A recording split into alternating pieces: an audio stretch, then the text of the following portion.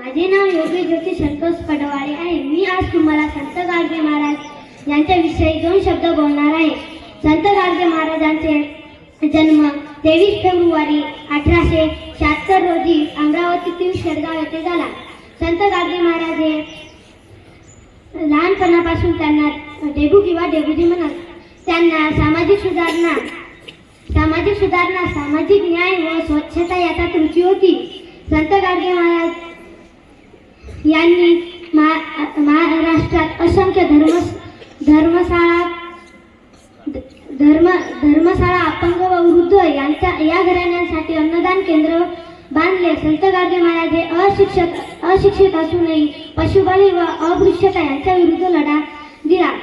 संत गाडगे महाराज हे महाराष्ट्रातील कीर्तनकार आणि समाजसुधारक होते.